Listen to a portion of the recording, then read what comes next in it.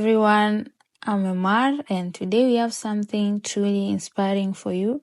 We are taking a close look at Chungnam National University. As you can see, a top choice for international students. As you may know, it has a acceptance rate for foreigners, with the GKS being the primary funding opportunity here and other internal scholarship. Today was really cold anyway. I'm thrilled to introduce a successful GKS recipient who secured his spot through the university track.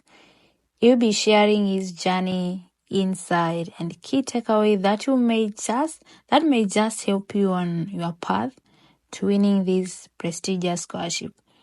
As you can reach out to him on Instagram at Oketch if you'd like to connect and learn more from his experience. So let's dive in and hear his story. But hey, before we begin, don't forget to like, subscribe, drop your thought in the comment section below, and let's keep the conversation going. So shall we start now?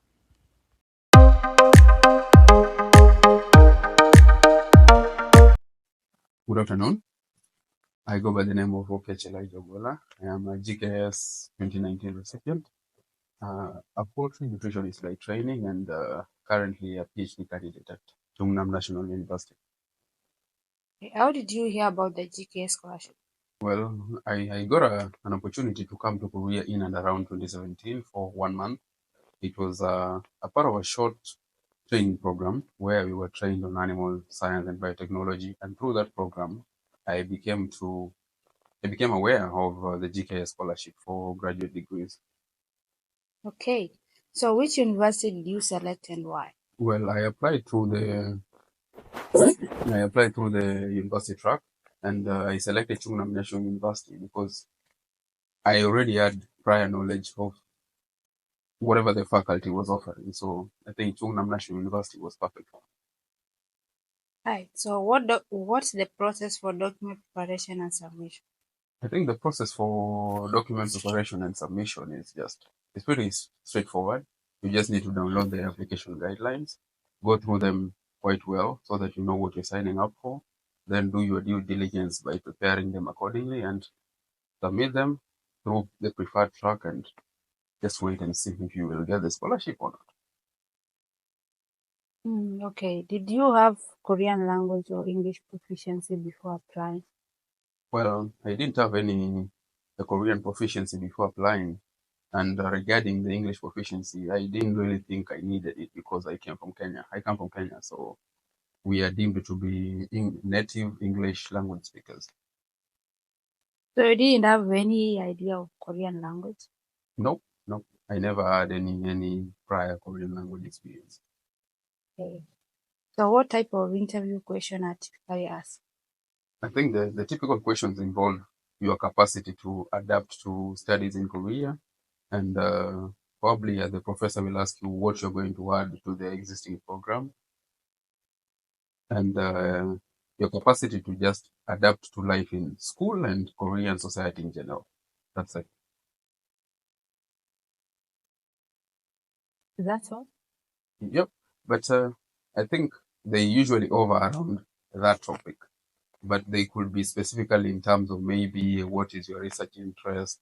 How do you think your research interests align with whatever we are already offering? Because that was the only question I was asked by my professor. Okay, so it's only asked by your professor, not the NID? Most of the time, because if you apply through university track, your professor might deem it necessary to conduct an interview for you. So he might interview you solely or maybe through the department, and they can assess whether you're good enough to be accepted or not. But for NID, they don't conduct any interviews. They just go through your application, and then they have their own internal ways of gauging the best candidates. So even if your professor suggests you have qualified, it will determine with NID.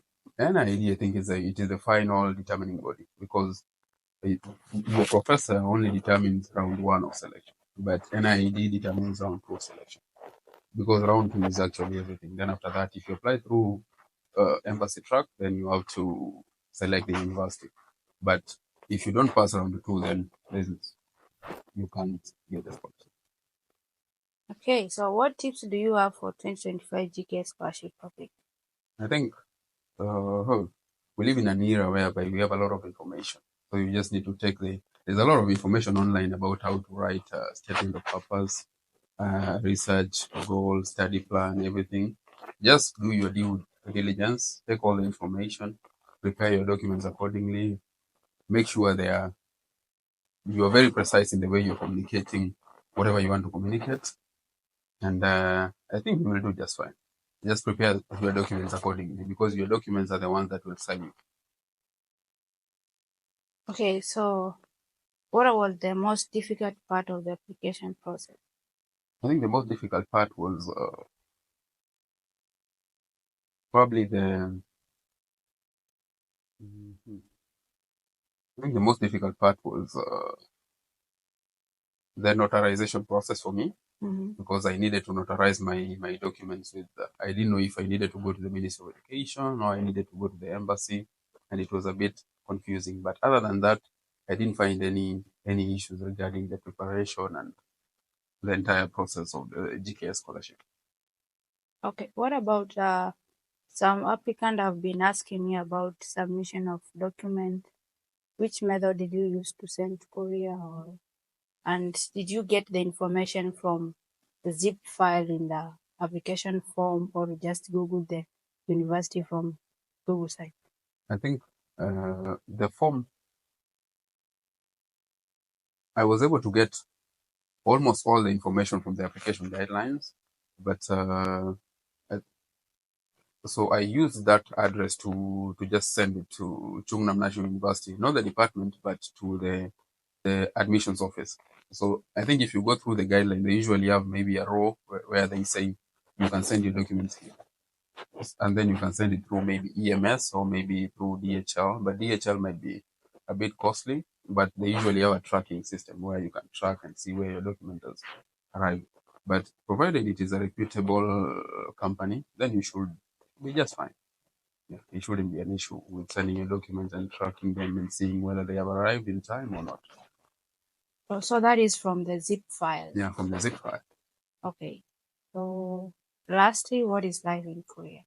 Well, I think that's a pretty hard but easy question as well because life is generally what you make of it.